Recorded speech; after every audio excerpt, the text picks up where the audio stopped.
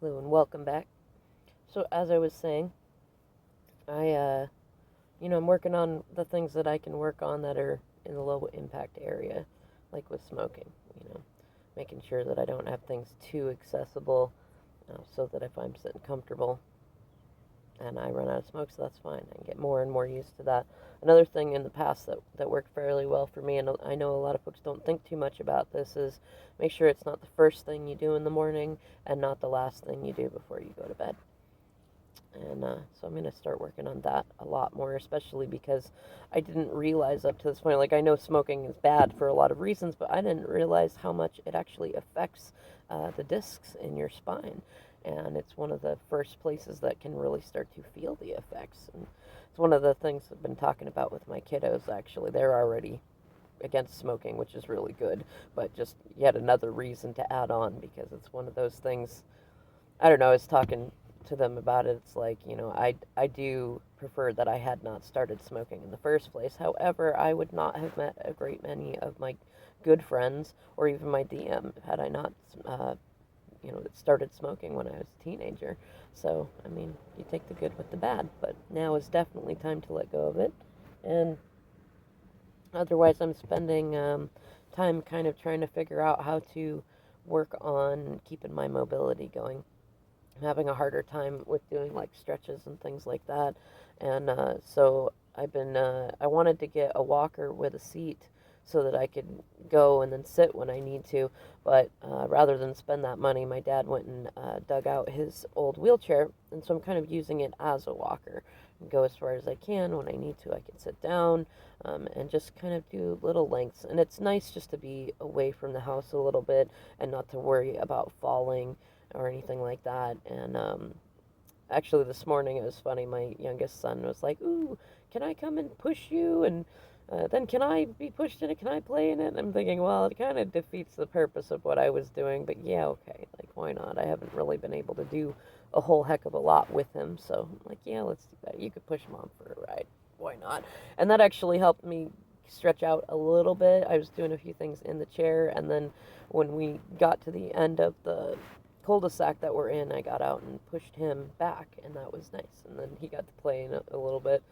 Um, in any case, other than that, I'm waiting on the neurosurgeon. I just called and talked to them again. Had to laugh. The gal on the phone is also a Capricorn, and her birthday's coming up soon too. And we were actually, I asked her if she talked to a fair amount of other Capricorns because Capricorn rules the bones and joints. And she said, fair amount. She said she doesn't spend too much time thinking about it, but there are a fair amount of people that, she notices, hey, you've got a birthday near mine. I'm going, see, I'm not surprised that a fair amount of us, have back and spine stuff going on.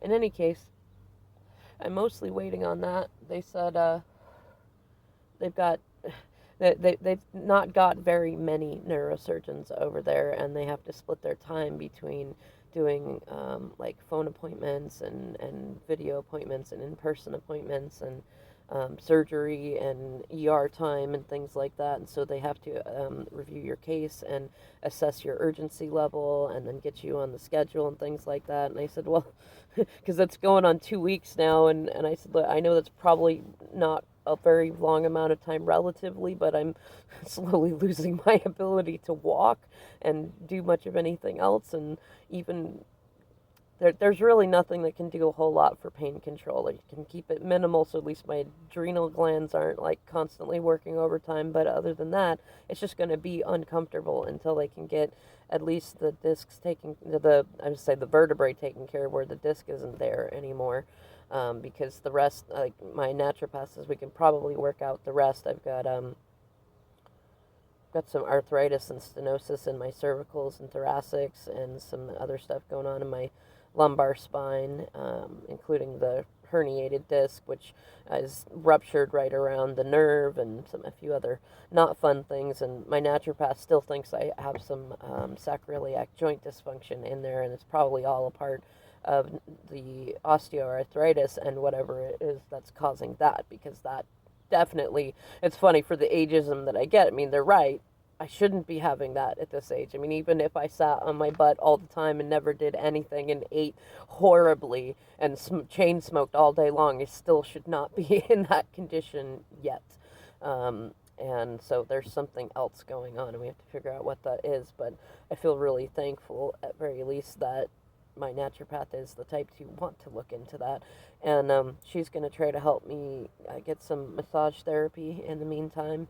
And my dad dug out his old TENS unit, so we're going to see if we can use that first, because otherwise I have a drive back over towards my doctor's office about a half hour away, where they have a pharmacy that can fill a prescription for a TENS unit, because most of the chain stores like Bartell's and Rite Aid don't know how to do that. They don't know how to put that on the insurance and stuff, so, which is kind of funny. You'd think it'd be the other way around, that the small places wouldn't be able to or wouldn't know how, and that the big chain stores would be like, oh yeah, that's totally easy, we do it like this, da da da. But it's opposite. It's fine with me, though. I like smaller places anyway. But in any case, until then, it's mostly just, well, resting.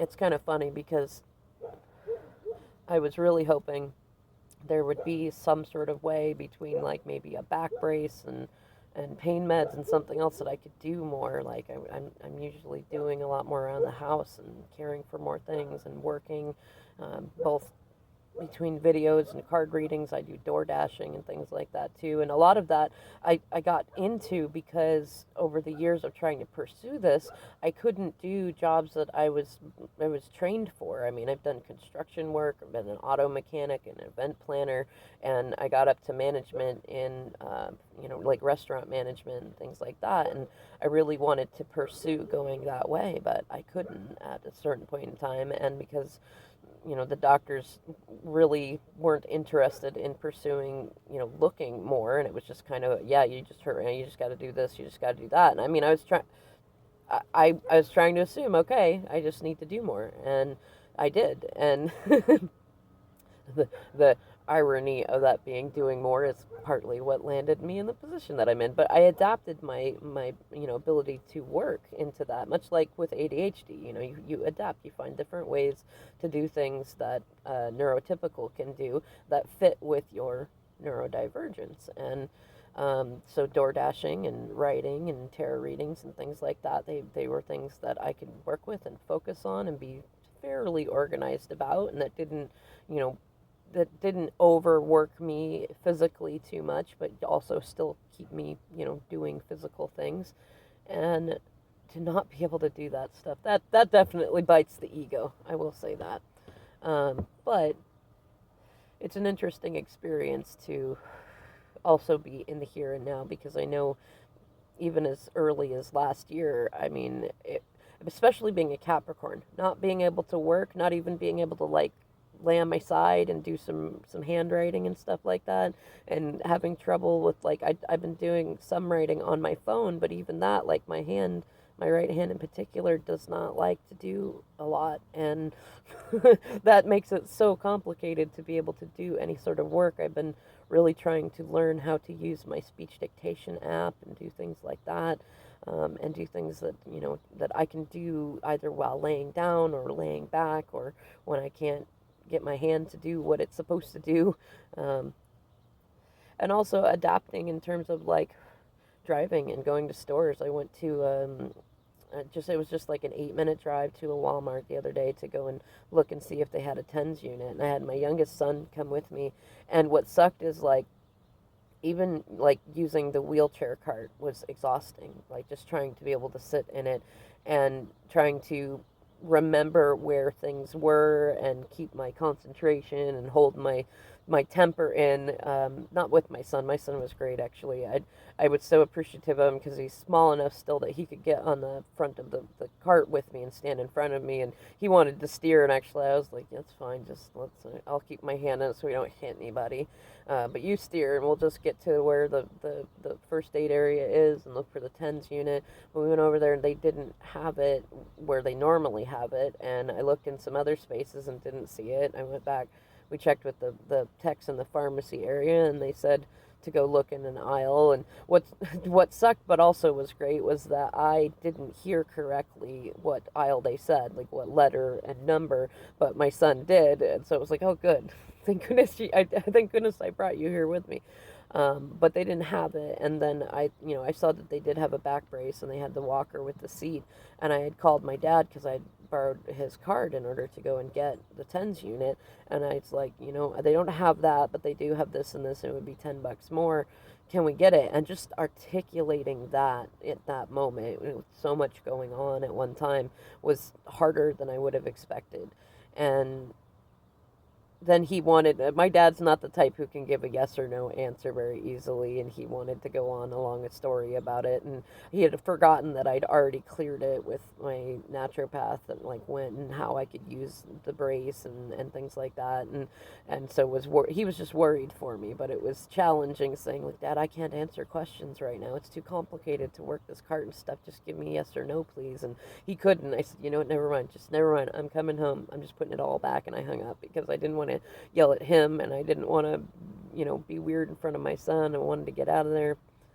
Anyways, I'm coming to the end of the time that I have for recording these videos, so I'm going to leave this as my log for today, and or at least for now. I might come on later and do more, but that's where things are at the moment. And if you enjoy watching the story of bones, then thank you for watching. Otherwise, I'll catch you in some of my more interesting videos when I have the energy to do them.